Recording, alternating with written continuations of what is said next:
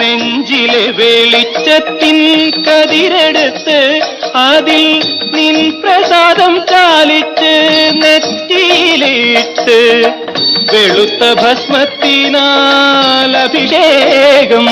ശുദ്ധ കളഭചന്ദനങ്ങളാൽ അഭിഷേകം ഈരേഴുലകിനും അധിപതിയാമെന്നയ്യപ്പ എന്നിൽ കാരുണ്യാമൃത തീർത്ഥം ചൊരിയണമയ്യപ്പ അയ്യപ്പ ശരണമയ്യപ്പ അയ്യപ്പ ശരണമയ്യപ്പ ശബരിമലയിൽ തങ്കസൂര്യോദയം ഈ